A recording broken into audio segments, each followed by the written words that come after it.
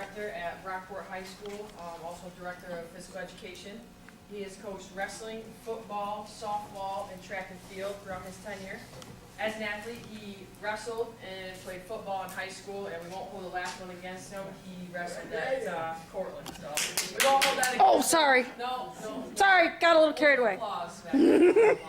So Chris Bourne tonight will be presenting to you along with his assistant. Tonight will be Matt Davis, who is a physical education teacher and baseball coach over at the high school as well. So, a warm welcome to. Good to be here. A little bit late for a guy 56 years old, but I got Matt here with me in case I just tuck her out here. So it is a pleasure. It is a pleasure to be here tonight. And as Nicole said, I've been at Brockport for 17 years. I also was an assistant principal and taught at Wayne Central and in Canandaigua. Never thought I'd come out to the east side. Grew up in East Rochester, but ended up in Brockport and had the privilege of having Matt student teach. Matt is a Brockport Golden Eagle and from Campbell Savona.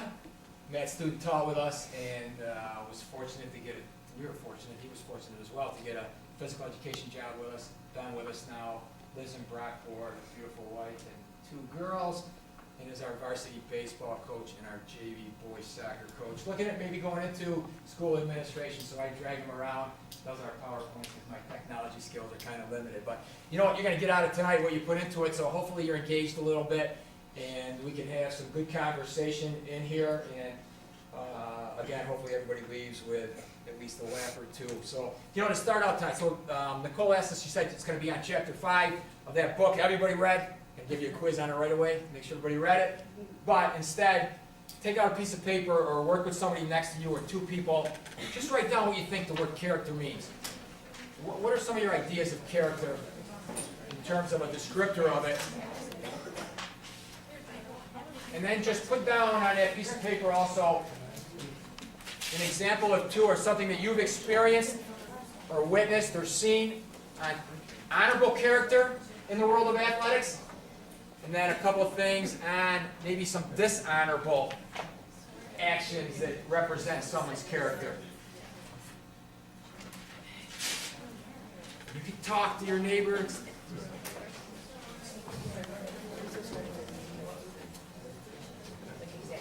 Again, just some descriptors of the word character, and then a few positive and a few negative examples in the world of athletics that either you've been involved in or you've witnessed, you've seen.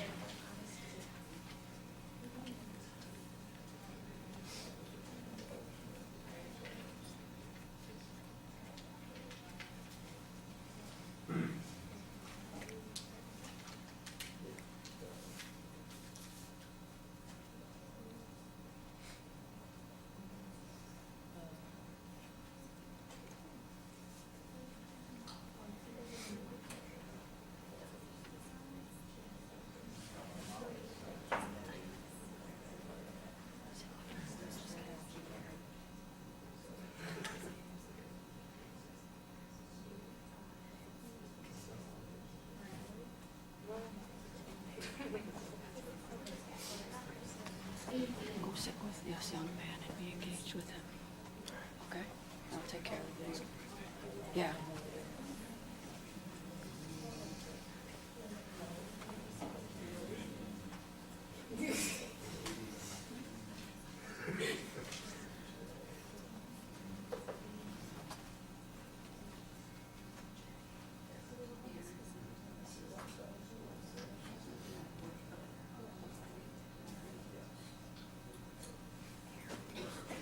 Those positives or negative examples of character could have been something that you did, something a teammate did, something you've seen.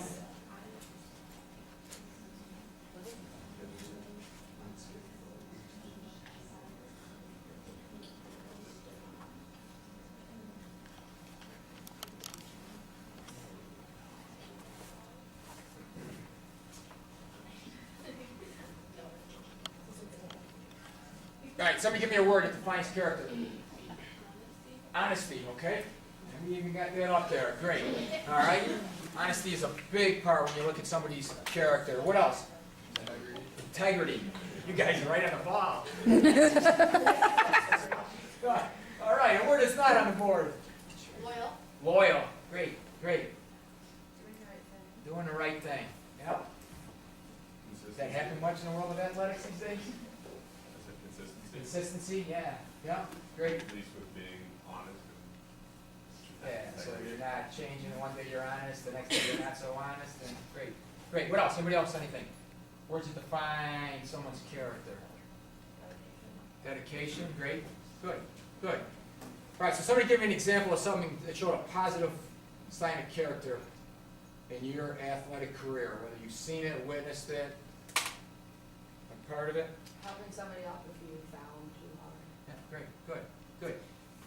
And just the opposite, did you see what they did in the state of Kentucky?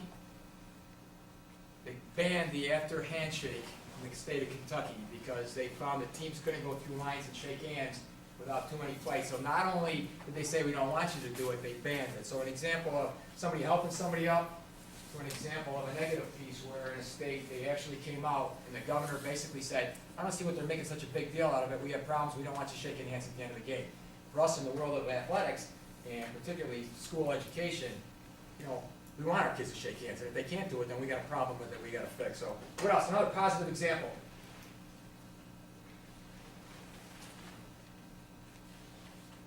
Positive example.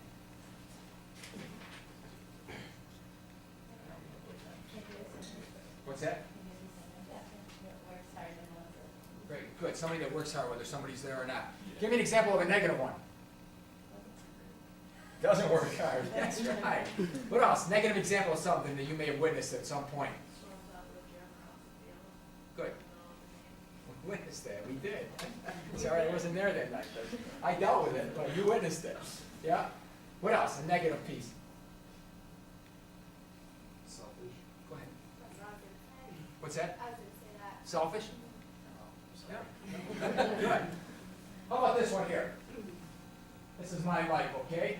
What would you think of a coach? All right? Same coach. Got ejected by an official for arguing calling his first season as a varsity coach. Threw a water bottle against the wall after one of his wrestlers was pinned.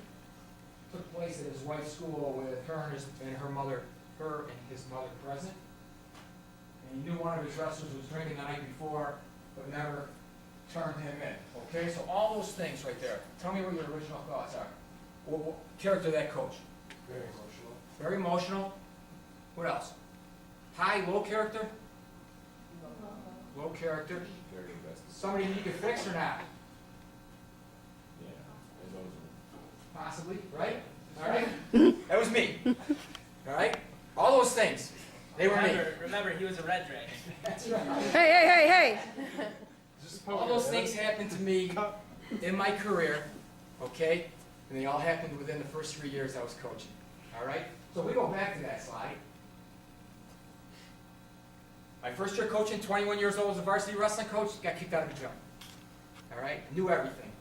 Came in there, had a lot of good things going. Energetic, passionate, loud, caring, emotional, and had a veteran official and just yelling way too much.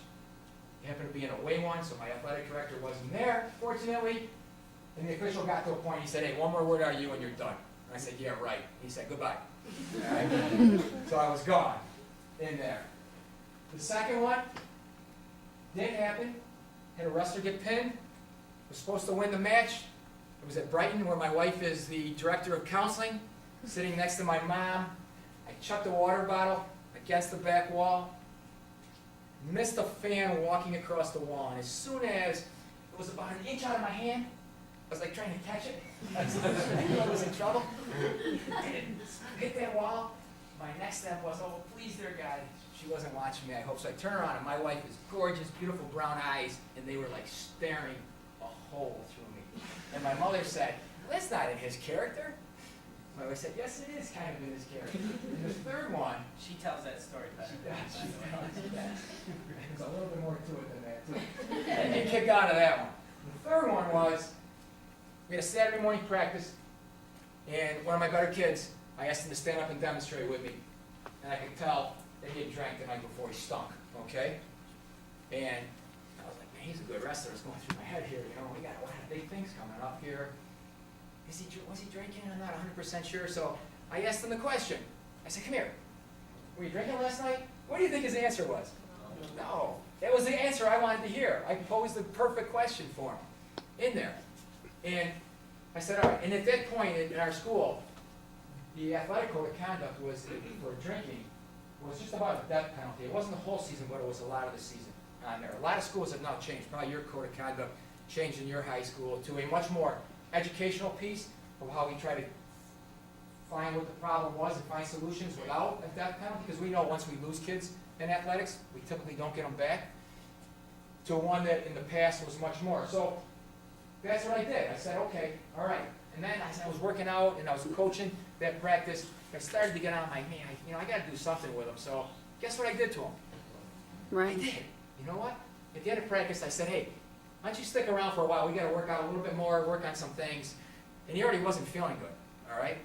And he wasn't really feeling good when he left, all right? He was like down on his hands and knees. And he's probably even saying, man, this guy's nuts, The good part about my character, and I say these things without bragging about them, because they're part of my experience to where now I'm a director of athletics overseeing somebody, and they kind of shape me in some ways, because I don't think I was that way so much growing up. It's when I became a coach all of a sudden at a young age, and they gave me this leadership role, and I wasn't really ready for it. And I kept thinking, I got to do well. And so all of a sudden my character changed a little bit, and I started finding ways to rationalize some of the behavior that was going on. But the good part of the character was, it bothered me. It bothered me tremendously, and as time went on, it bothered me more. So about a week later, it was still eating away at me. So I went and I said, and luckily for me, I had good leaders that I was around. And I said to him, listen, here's what happened. I know he was drinking. I could smell it. It was a learning lesson for me to have a athletic director at that time at Wayne Central who was so knowledgeable. He sat down and he said, look, you're doing so many good things, but there's things that just aren't right. And you got to make a decision. You're going to change some of these things, or you're not going to be around very long. And that helped me. Out of all those things, which one do you think I regret the most? No? It's that last one. All right? That's really, the first two are out of emotion, that you kind of, immaturity and kind of grow out of. The third one was, that's integrity right there. That's honesty in there. And this young athlete at that point, who's now a grown man, he ended up experiencing a lot of problems in the world of alcohol. And not that I would have fixed him that day, but I definitely didn't help him that day.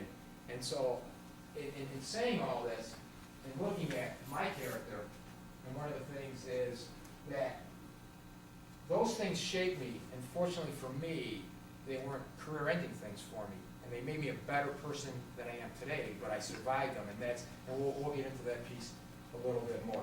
What do you think gets more attention? Honorable integrity or, yeah. Mr. Moore, and when you get a yellow card, red card in soccer, you get a coach that gets asked to leave a game. When you go and sit in Mr. Bourne's office, these are the things that come up. And it's nice that you can sit across from someone and say, listen, I've been there. I've seen it. And this is part of the growing process, and this is how you get your way out of it. We've had several coaches get ejected over the years. I mean, it happens. And the positive thing is, I think these experiences helped me work with them, and we've never had a coach ejected twice in my career. So again, some of our coaches, sometimes they tell me they weren't really ejected, they were just asked to leave. I was just asked to leave. Just asked to leave in there. But again, that piece is helping. What do you think gets more attention? Honorable character in athletics or dishonorable character? It's a society we live in. And we got a little clip.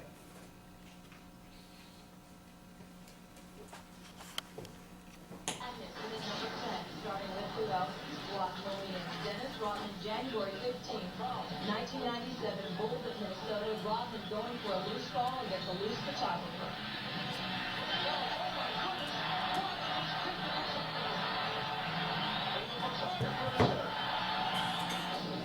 Meanwhile, from the known to the unknown, preseason 98 Houston Patriots and Steven Alexander with the low blow to Greg Spires. That's just not good for anybody. 1994 U.S. National Championships, Tanya Nancy.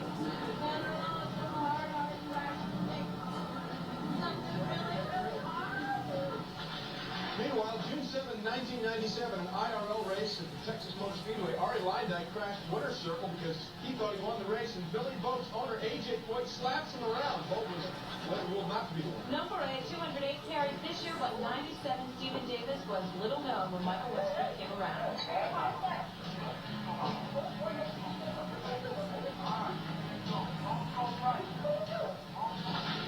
Meanwhile, number 7, 1997, Monday night game. Bill Romanowski and J.J. Stokes, and there you see it. Romanowski lets it fly. Really the first of many issues for him.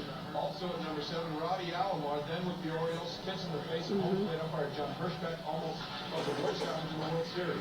Sucker punch of all time, 1977 Lakers forward Kermit Washington punches Rocket Rudy T. Facial reconstruction needed. Rudy never the same, and Kermit played for 4 other teams, retired in '83. Number 5 through hockey's most notorious moments. 1993, Dale Hunter said he was just finishing his check when he rammed Pierre Turgeon into the board, separating his shoulder. Hunter suspended 21 games, third longest suspension in NHL history. And then Claude Lemieux on Chris Draper. Coming in at number 4, minor league baseball, just this past summer in July, Paul Tucker, Red Sox outfielder. Oh my God. Number plays the pitch inside, kicks the catcher, premeditated. It goes right after the pitcher. Later suspended from the AAA All-Star game. Take a look at it again. Never seen My God. We hope. Number 3, back to the NHL. A little bit slowly. Slapped for Shear and caught him in the helmet. Really a frightening moment. And Sorley, very lucky he didn't do severe damage to Donald Shear. Suspended 23 games. He still hasn't played. Fight. June 28th of 97, knocked out in their first meeting, fencing defeat. Tyson fights Evander Holyfield. And number 1, sadly, nobody remembers Woody Hayes' 3 national titles before Rose Bowl win because Yeah. this isn't the 78 Gator Bowl. There he is, Woody Hayes punching Clemson linebacker Charlie Bauman in the throat. It was the end of Woody Hayes' illustrious career. He was always feisty, but he never did anything like this before. My alma mater. My other alma mater.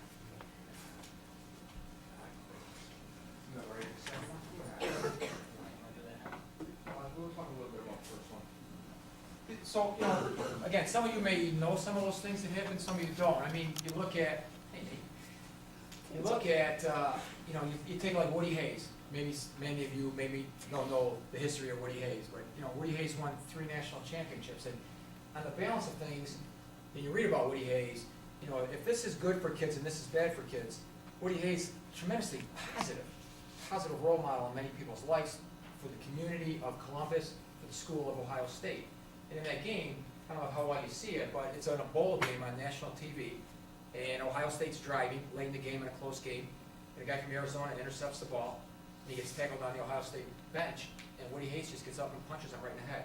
And that was the last game that Woody Hayes ever coached. And again, years later now, it's still the #1 rank. So, and again, it just shows how drastic that was. The Kermit Washington and Rudy Tomjanovich, there's a book written called The Punch about how in that split second, that incident changed both those men's lives forever and ever. Fight broke out, Rudy just running up the court, gets sucker punched, and ends up with a total facial reconstruction, and on with that piece in there. And this is, when I was talking about some of the things that I did,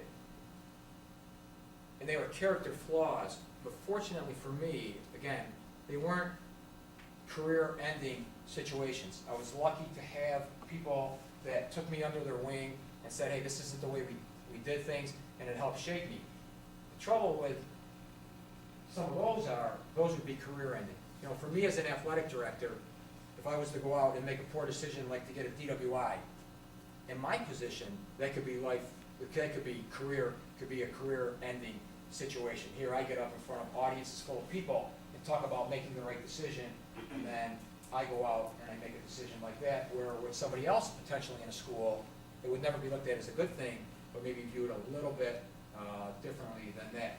Here's another piece, I'm sure people have seen it, or heard about it.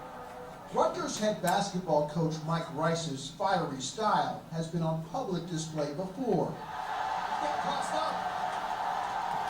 Known for his coaching intensity, Rice was suspended by Rutgers for 3 games last December for his behavior at team practices, with few specific reasons cited by school officials at the time as to why.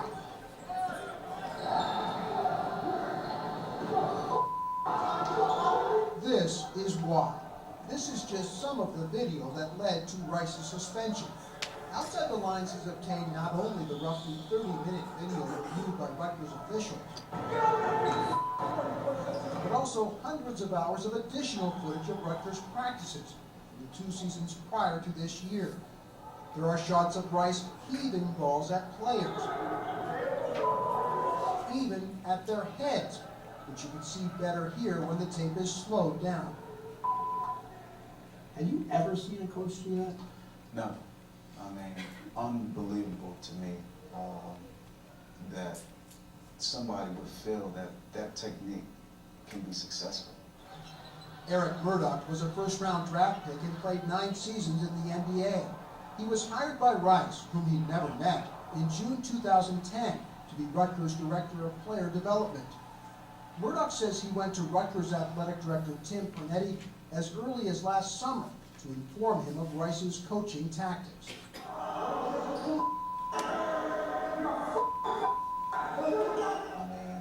mean, the problem is that, whenever Tim Pernetti came into the gym, Mike Rice was on his best behavior. He's clapping, he's positive, as soon as Tim Pernetti leaves, every kid's an asshole, bitch,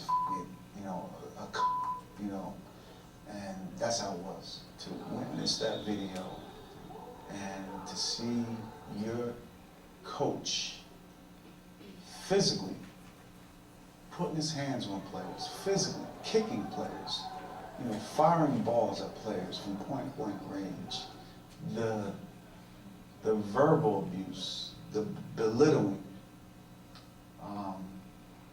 Yeah, I was like in total shock that this guy wasn't fired immediately on the spot.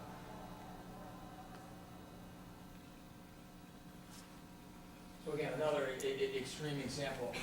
So in my career, what I've seen is that sometimes people that have leadership skills early on, they carry on those leadership skills as they move on from the athletic world or they move into a different arena once they go.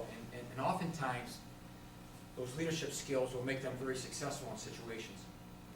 And then what happens occasionally is, at times, because you're successful and because you have all this notoriety, you actually start to think that you're above the rules, that they don't pertain to you. And then, This is just, we thought of this coming into it, like ethical versus it's part of the game. As a coach, you always wonder, like, what can you teach? What do you want to teach? And if you take a minute right now with the people next to you and think of some other examples within your sport that you have that is like questionable. Has a coach ever taught you that? Should he be teaching you that? A phantom tag in baseball, okay? Catcher throws down to second, runner stealing, second baseman or shortstop, whoever's covering, you catch the ball, you sweep through it, whether you hit anything or not, and you start throwing the ball around the diamond. You're trying to sell a call, okay? You're trying to sell something that may not be there. Are we teaching that as coaches, or is that just part of the game? The umpire can't see it. It's part of the game. We've seen before a runner from first scoot through the infield to go to third without touching second base. Is that taught, or is it right? Is it wrong? So just take a second in the sport that you currently are involved in. What are some things that could be questionable, and is it okay? Is it all right to teach the phantom tag? You're selling it out, done deal, all right? Even running the time off the clock with substitutions in soccer, okay? As a coach, it's part of the strategy towards the end of the game, all right? There's 2 minutes left on the clock, you got a goal lead, you got a sectional title on the line, hey, let's get 2 more forwards out there. Slow on the field, slow coming off. They know it, you practice it ahead of time. Is it right? Is it wrong? Is it part of the game? Alright, so just take a second, whatever you guys are in, talk it over with the neighbor next to you, and then maybe we'll give a couple examples.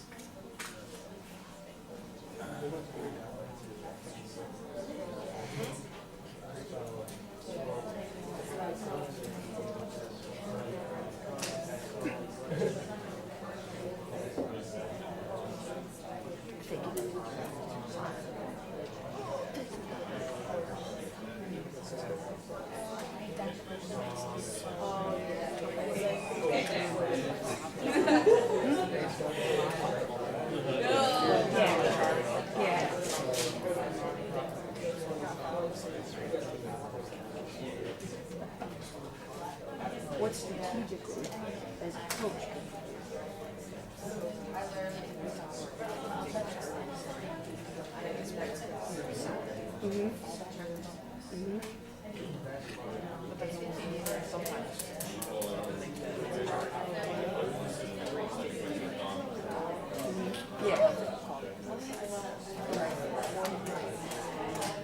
Alright, so I guess why don't we just share a couple, if a few of you want to share a couple, go ahead and do that, and then we'll just talk briefly about that, and then we can move on. When I was playing junior, my coach asked me, we were down, I think there was probably about 5 minutes left in the game, and he asked me to go out there, ask a guy to fight, and then not fight. And that's a 7-minute power play. I mean, I refused to do it because it just goes against my moral code. But, I don't know, I didn't like it.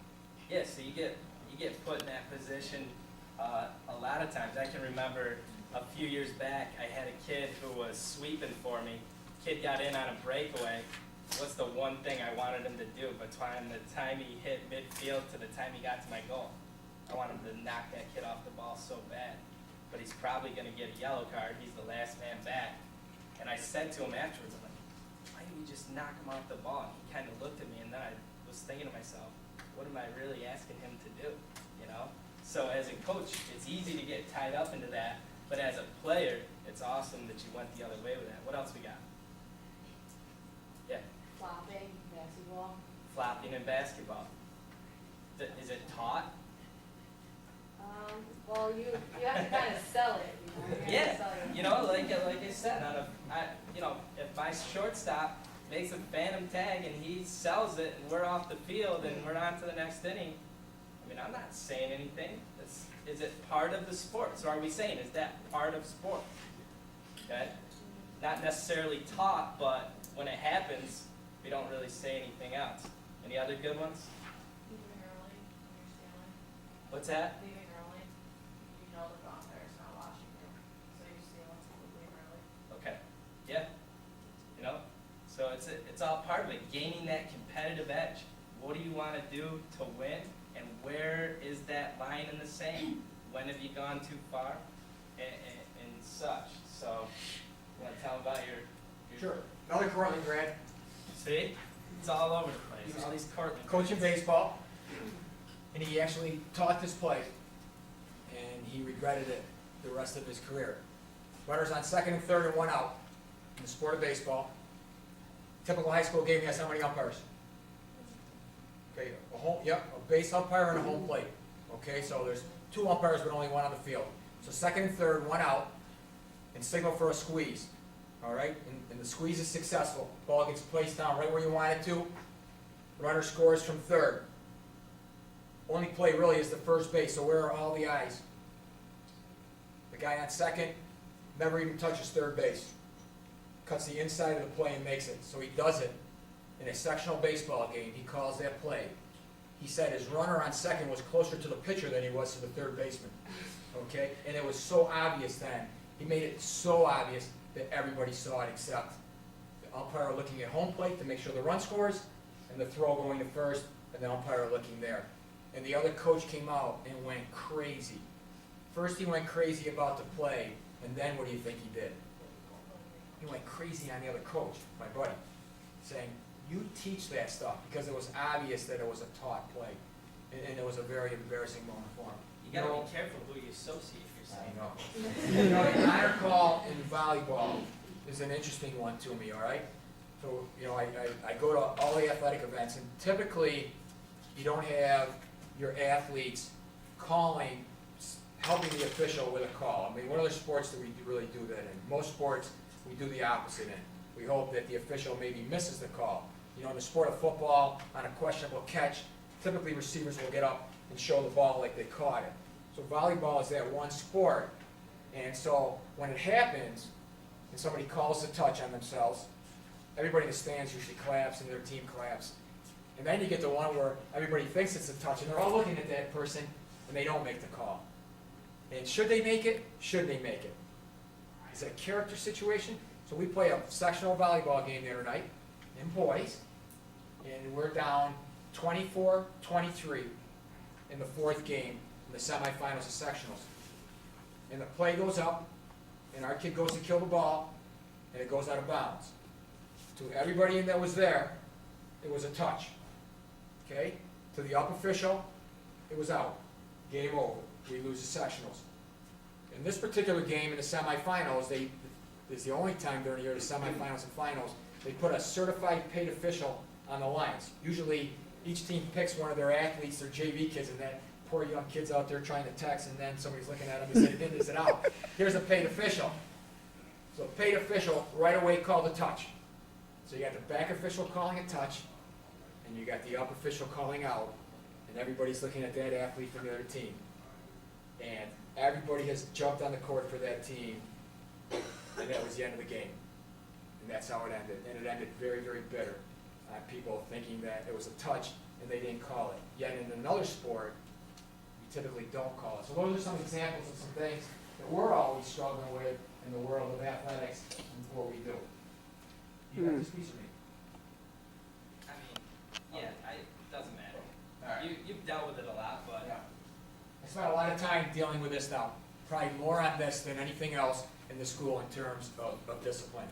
And at first it was really strange for me because I don't have Facebook, and I didn't even know what Twitter was or how to get on it. And I liked it that way because I'm on my email all day, I'm on my cell phone, and the last thing I want to do is go home and have somebody tell me that I don't even know if they want to be my friend, okay? I don't, but now I'm forced to deal with it. And I'm forced to deal with it more times than not in negative situations. And so this is kind of a lot of what's going up today. I always tell our student athletes when we catch them on these things doing something that I spent my life trying to hide things that I did wrong, and your generation actually tries to promote it and helps us out along the way with it. But one of the things that we're doing now is, and we just interviewed for jobs, you know, we're going on and we're trying to find everything we can on candidates right now. And we, you know, Google them their names. What can we find? What can we find about them that is going to show us, hopefully, what kind of character they have? And so again, as you guys are in that stage right now and you're looking at going out, and I'm sure you've heard it from a million people, you hear it from one more, really you have to be very careful, especially being a group of leaders that hopefully have a lot of promising things out there ahead of there for you. The district thought it was a good idea that I tweet, all right? So I have a Twitter account now. That's cool. I got 154 followers, right? Starting out.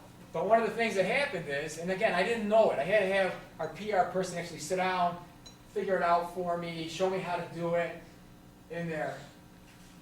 But now, as our student athletes start to follow me, I now can get on their Twitter. They don't even block them. And so, occasionally, I'll click on one, and it's really a sad state sometimes, what I find on that. And then the principal and I call them down, and we talk to them about cleaning it up, or in some cases even some consequences on it. So there's that piece on there as well. Anything else on that? yeah, you know, as a coach, you know, some of these things can wreck teams too.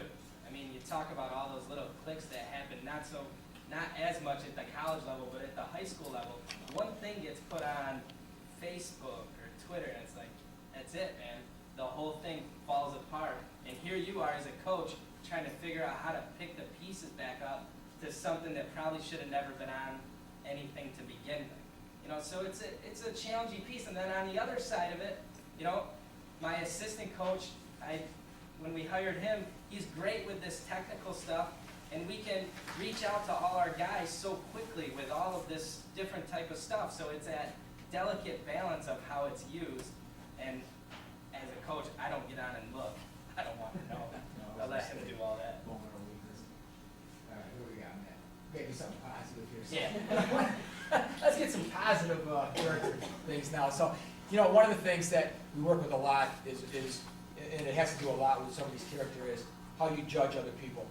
And in high schools, that's everything going on right now with us. And you know in volleyball how feelings can get hurt and so forth on there. So, you know, we're trying to do a lot with our athletes and a lot with our student body on just the judging. And, you know, we got a clip of just quickly, and again, most people see it. To me, it's a positive clip that we're going to start showing our students.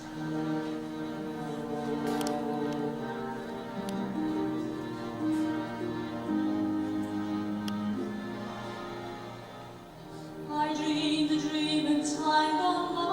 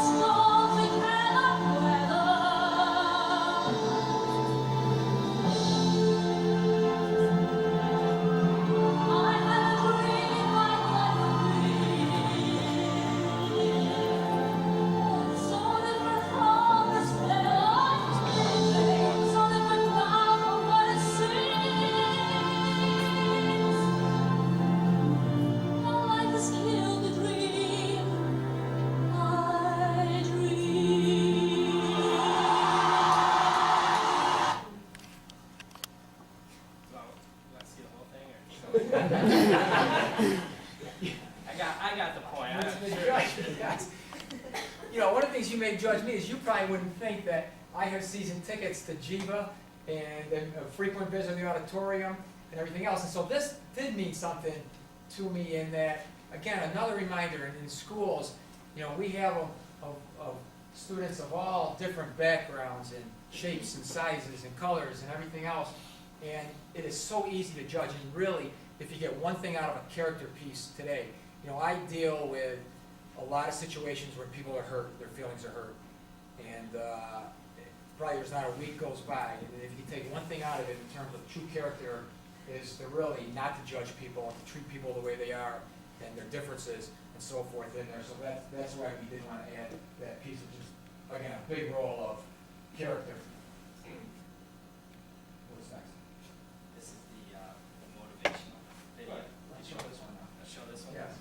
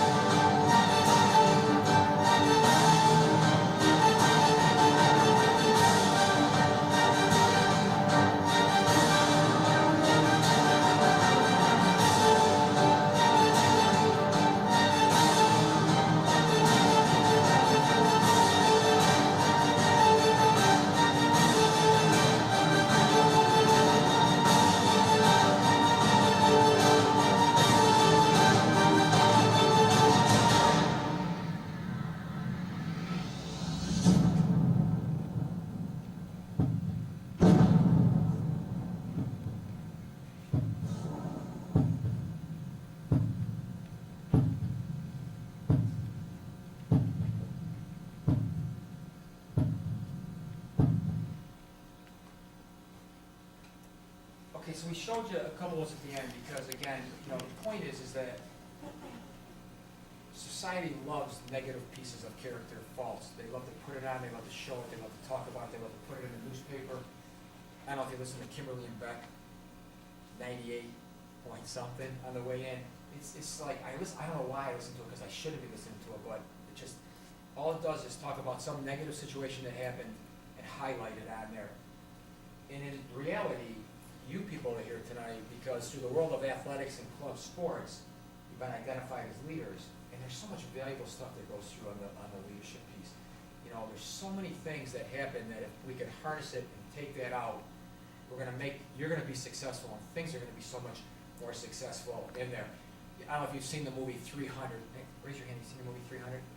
I love that movie, all right? It's just, if you haven't seen it, it's about 300 Spartans take on 300,000 forces that they're fighting, and how 300 men can come together, 300 Spartans it's the Persians that they're fighting, and battle against 300,000. And they did it because they had a common purpose. They had a leader, they had character. They practiced, they drilled, they came together as a group. And it's a phenomenal movie. I mean, I watch it over and over again because it's so much part of me in terms of my world and athletics and stuff. My wife loves it. This hell of a guy's got these six-pack abs, so she watches it along with me in there and stuff. So we watch it a lot. But again, things like that. Just positive attributes of a great leader. One last thing for you, and then we'll answer any questions that you have. Just write down one or two positive traits that you see of a great leader. And hopefully there's some of the things that you possess.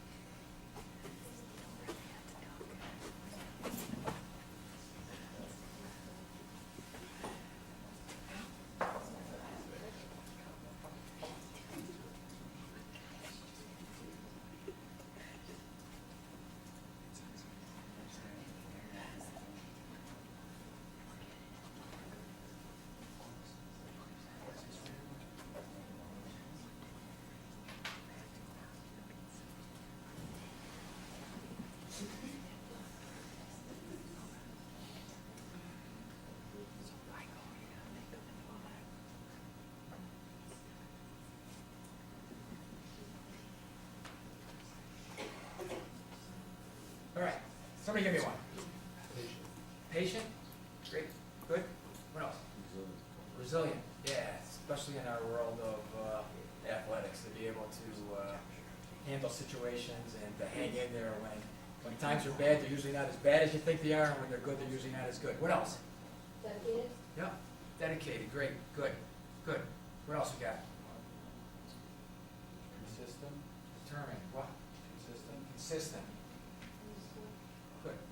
Hardworking is another one, you know, and you know, again, if I look at myself, there's a lot of things that I'm not good at, but one thing is I would hope that as a leader of our program, our people would say is that people just will not outwork them.